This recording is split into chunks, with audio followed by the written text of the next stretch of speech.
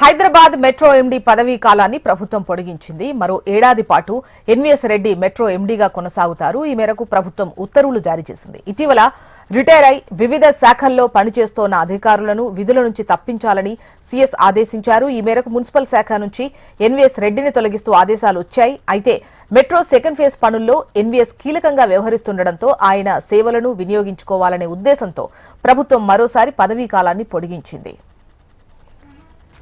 Right, metro MD పదవీ కాలం మరో సంవత్సరం పాటు పొడిగించడానికి సంబంధించి డీటెయిల్స్ మనకు ఆర్కే అందిస్తారు. ఆర్కే,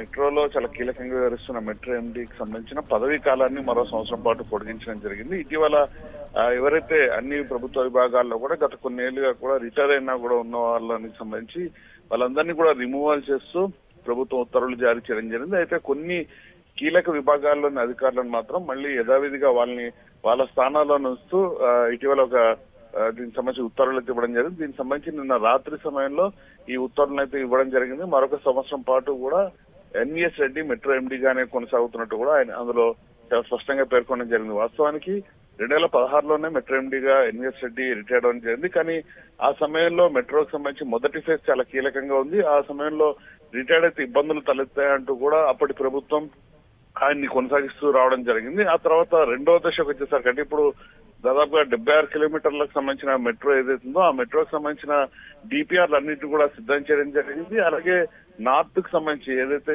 జేబీఎస్ నుంచి షామీర్పేట అలాగే జేబీఎస్ నుంచి వీటి వరకు కూడా పూర్తి స్థాయిలో వాటన్నింటికి కూడా డిపిఆర్లను కూడా సిద్ధం చేయడానికి సిద్ధమవుతున్న తరుణాల్లో ఆయన ఈ ప్రభుత్వం అయితే ఈ ఉత్తర్వులు ఇవ్వడం జరిగింది. అయితే ప్రస్తుతం ఆయన డిపిఆర్లను అన్నింటినీ సిద్ధం చేయడం జరిగింది. తర్వాత మళ్ళీ సెంట్రల్ దగ్గరికి వెళ్ళి అక్కడ సెంట్రల్ మెట్రోకి సంబంధించిన అథారిటీ దగ్గర వీటన్నింటినీ కూడా మరొకసారి డీటెయిల్ గా ఎక్స్ప్లెయిన్ చేయాల్సిన అవసరం ఉంటుంది. కాబట్టి ఆ ఇప్పుడున్న పరిస్థితుల్లో మళ్ళీ కొత్త వ్యక్తిని తీసుకొస్తే ఇబ్బందులు తలెత్తే అవకాశం ఉంటుంది. కాబట్టి ప్రస్తుతం ఈ రెండో దశ ఏదైతే మరొక 4 ఏళ్లు పూర్తి స్థాయి సమయం పట్టే అవకాశం ఉంటుంది. కాబట్టి అప్పటి వరకు విడతల వారిగా కూడా ఈయన్నే కొనసాగించే అవకాశాలు అయితే ఉంటాయి. కాబట్టి ప్రస్తుతానికైతే 1 సంవత్సరానికి సంబంధించిన ఎక్స్టెన్షన్ అయితే ఇవ్వడం జరిగింది. అవంతా కూడా అంటే ఏప్రిల్ 1వ తేదీ నుంచి ఎక్స్టెన్షన్ అమల్లోకి వస్తున్నట్టు కూడా ఆ ఉత్తర్వులు అయితే పేర్కొన్నారు. చూసిన రైట్ రామకృష్ణ.